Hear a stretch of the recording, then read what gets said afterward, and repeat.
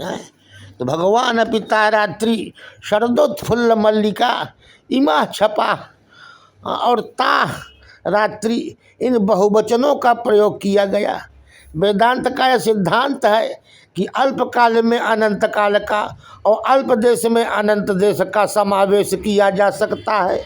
स्वप्न में हम देखते हैं कि एक क्षण में ही वर्षों के प्रसंग का अनुभव हो जाता है। योग वासिष्ठ में पाषाणोपाख्यान में एक शिला के भीतर ही ब्रह्मांड का दिग्दर्शन की कराया गया तथा राजा लवण के उपाख्यान में भी 2-2.5 घड़ी के भीतर ही वर्षों के प्रसंग का अनुभव कराया गया। इसी प्रकार यहाँ भी प्रहर चतुष्टयवती एक ही रात्रि में अनंत कोटि ब्राह्मी रात्रियों का समावेश किया गया। ता रात्रि भगवान पिता रात्रि शरदोत्फुल्ल मल्लिका, जिसमें उनकी चिरकालीन भगवत सम्मिलन की लालसा की पूर्णतया पूर्ति हो जाए। ब्रह्म संस्पर्श के समान क्षणिक ही हुआ तो इसमें विशेषता ही क्या है। भगवत सम्मिलन कभी अस्थायी नहीं हुआ करता। भगवान की प्राप्ति हो जाने पर तो फिर पुनरावृत्ति हो ही नहीं सकती। माम उपेत तो कौन्तेय पुनर्जन्म न विद्यते। इस दृष्टि से भगवान ने एक रात्रि में ही अनंत ब्राह्मी रात्रियों का समावेश किया और करके उन्हें अगणित रात्रियों का अनुभव कराया। रात्रि का अर्थ रात्रुदाने परायणम दान, ये भगवत समर्पयित्री रात्रियां हैं। शब्द रात्रि का अर्थ निशा तो है ही, किंतु इसके सिवा इसका दूसरा तात्पर्य है रादाने। इस कोश के अनुसार रा धातु का अर्थ देना, उसमें त्रिन प्रत्यय जोड़ देने पर रात्रि शब्द सिद्ध होता है, जिसका अर्थ देने वाली अर्थात गोपांगनाओं को अभीष्ट भगवान श्री कृष्णचंद्र का सौंदर्य समास्वादन उसे देने वाली रात्रियां हैं। रात्रि शब्द के पहले जो ता विशेषण है वह उन रात्रियों की विलक्षणता को द्योतित करता है। ता रात्रि अर्थात जिसमें जिनके चरणों का आश्रय लेने वाले योगींद्र मुनिंद्र को भी अपने अभीष्ट तत्व की प्राप्ति होती है। उन्हीं गोपांगनाओं की अभिलाषाओं को पूर्ण करने के लिए पूर्ण करने वाली होने के कारण ये रात्रियाँ विलक्षण हैं। यह दानशीला रात्रियाँ इसलिए अत्यंत विलक्षण है क्योंकि पात्र और देय महत्व से दान का महत्व होता है। और तदात्मिका का अर्थ है भगवद रूपा भी हो सकता है, क्योंकि तदात्मिका ब्रह्मात्मिका भगवद रूपा, क्योंकि भगवान का रमण और रमण सामग्री भी कुछ भी ऐसा हो सब अप्राकृत होगा। प्राकृत पदार्थ से उनका रमण होना असंभव है।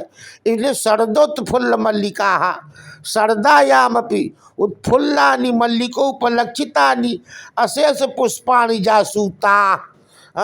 शरत काल में शरदायामपि शरत काल में मल्लिका से उपलक्षित समस्त पुष्प खिले हुए हैं, वे रात्रियां हैं। शरदायामपि उत्फुल्लानि मल्लिकोपलक्षितानि अशेष पुष्पाणि जासूता। शरदोत्फुल्ल मल्लिका शरदोत्फुल्ल मल्लिका शरदोत्फुल्ल मल्लिका रात्रियाँ।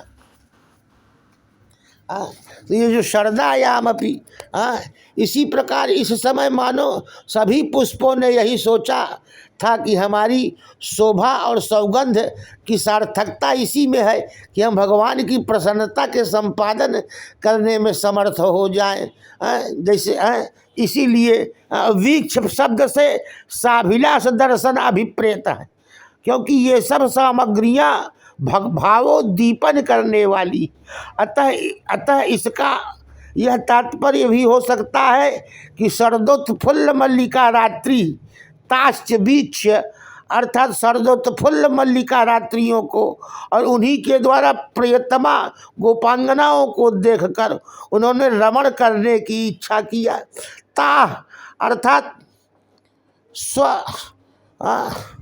स्वस्वरूप भूता ता स्वस्वरूप भूता ब्रजांगना इनके दो भेद हैं।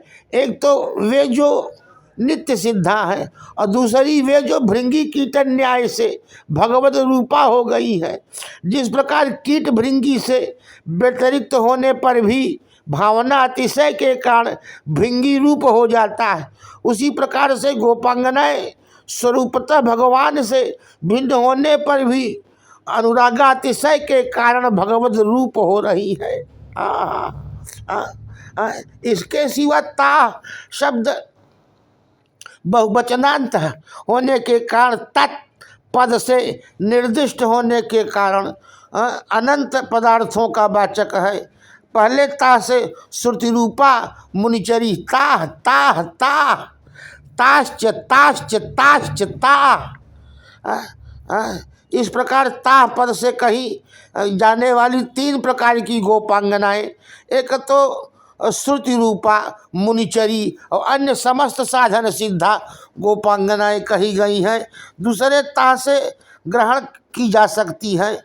ओंकार मूल वाचक है, उसका वाच्य पर ब्रह्म है। समस्त वांगमय ओंकार का विकार है और सारा प्रपंच ब्रह्म का कार्य है। अतः ओंकार का विकारभूत समस्त वांगमय ब्रह्म के कार्यभूत संपूर्ण प्रपंच का वाचक है और वाच्य वाचक का अभेद हुआ करता है। इसलिए समस्त वांगमय भी वस्तुतः ब्रह्म रूप ही है। भगवान पिता रात्रि शरदोत्फुल्ल मल्लिका वीक्षरन्तु मनश्चक्रे योग माया मुपाश्रितः। तो इस तरह से दो बातों का बोध हुआ करता है, जाति और व्यक्ति का, जाति और व्यक्ति का बोध। शब्द से दो बातों का बोध हुआ करता है, जाति और व्यक्ति का। तो तोतलादि प्रत्यय वेद्य जाति भाव रूप ही होती, तस्य भावस्तोतलौ। इस पाणिनि सूत्र के अनुसार घट की भाव रूप जाति ही घटत्व है। वह वस्तुतः एक भाव विशेष में स्थित मृतिका ही है। इस प्रकार घट का वाचक घट शब्द भी मूलतः उसके कारण मृतिका का ही बोधन कराता है। इसी प्रकार जितने शब्द हैं वे सब अपने अभिधेय विभिन्न पदार्थों के मूल कारण पर ब्रह्म के ही वाचक हैं। अतः आवांतर श्रुतियों का भी मुख्य तात्पर्य तो पर ब्रह्म में ही है। विचार किया जाए तो वस्तुतः वाच्य वाचक का भेद भी नहीं है। वे दोनों भी एक ही चेतन के विवर्त हैं। अभिधेय प्रपंच जननानुकूल शक्ति निविच्छिन्न चेतन का विवर्त अभिधेय है और अभिधानात्मक प्रपंच जननानुकूल शक्ति विच्छिन्न चेतन का विवर्त अभिधान है। जिस प्रकार एक ही समुद्र में अनंत तरंगे प्रादुर्भूत होती है, उसी प्रकार एक ही पर ब्रह्म में अभिधान अभिधेय रूप अनंत तरंग प्रादुर्भूत होती है। भगवान पिता रात्रि शरदोत्फुल्ल मल्लिका वीक्षरन्तु मनश्चक्रे योग माया मुपाश्रितः। तो तद अभिन्नत्व नियमात, इस न्याय के अनुसार तरंगाभिन्न समुद्र के साथ तरंगों का अभेद होने के कारण उनका आपस में भी अभेद है। यह बात तो तरंग से तरंगांतर के अभेद की रही, किंतु मूल दृष्टि से तो अभिधानात्मक तरंग जिस समुद्र में है, लक्षणावृत्ति से वह सब उस समुद्र का ही बोधन कराती हैं। हाँ, तरंगांतर को वह अभिधावृत्ति से बोधित कराती हैं, क्योंकि किसी की भी शक्ति अपने शक्य में ही सफल हुआ करती है, अपने कारण में नहीं होती। दाहकत्व प्रकाशकत्व आदि शक्तियों वाला अग्नि अपने दाह काष्ठादि को ही जला सकता है, अपने स्वरूपभूत अग्नि का दहन नहीं कर सकता। अकारो वै सर्वा वाक्, इस श्रुति के अनुसार संपूर्ण वांगमय प्रपंच का आकार में, अकार का उकार में और अकार का उकार में और उकार का मकार में तथा उसके पश्चात संपूर्ण प्रपंच का तुरीय में लय हो जाता है। भगवान पिता रात्रि शरदोत्फुल्ल